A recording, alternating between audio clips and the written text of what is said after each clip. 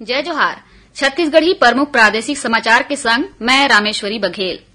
प्रधानमंत्री नरेंद्र मोदी ह विश्वकर्मा जयंती के मौका में आज नई दिल्ली में पीएम विश्वकर्मा योजना की शुरुआत करीन। ये मौका में मनकीहीन की योजना हा लाखों कारीगर और शिल्पकार मन बर आशा के किरण है।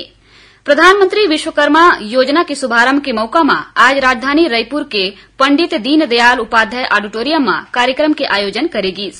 कार्यक्रम ला संबोधित करत केंद्रीय जनजातीय कार्य राज्य मंत्री रेणुका सिंह हकीहीन कि प्रधानमंत्री नरेंद्र मोदी देश के शिल्पकार और कारीगर मन बर उमन ला सशक्त बनाए बर सरलग उदिम करत हैं।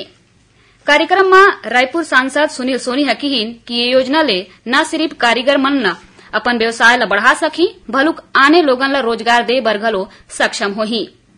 उन्हें बिलासपुर में आयोजित कार्यक्रम में केंद्रीय राज्य मंत्री फग्गन सिंह कुलस्ते शामिल हुई। उन्हें विश्वकर्मा जयंती के मौका में आज रायपुर समेत प्रदेश भर के कतकोन कारखाना, राइस मिल और निर्माणाधीन भवन में भगवान विश्वकर्मा और आने उपकरण के पूजा अर्चना करेगी। भारतीय जनता पार्टी के डहर ले दंतेवाड़ा ले शुरू हुए पहली परिवर्तन यात्रा के रथ आज मोहला पहुंचिस। उन्हें जसपुर ले शुरू हुए दूसर परिवर्तन यात्रा के रथ पत्थल गांव होवा सीतापुर पहुंच गए, जहां पूर्व मंत्री राम विचार नेताम और पूर्व प्रदेश अध्यक्ष विष्णुदेव साय शामिल होकर सभा ला संबोधित करी।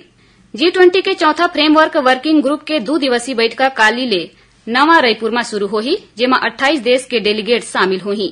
बैठक में हिस्सा लेबर विदेश ले आए पहुना मन के स्वामी विवेकानंद हवाई अड्डा में पारंपरिक रूप ले स्वागत करेगी और केंद्रीय स्वास्थ्य मंत्रालय रोगी सुरक्षा गतिविधि मन ला सकुशल माध्यम ले लागू करे के सेती छत्तीसगढ़ ला सम्मानित करीस। तो ये रही अब तक के प्रमुख प्रादेशिक समाचार। जय जोहार।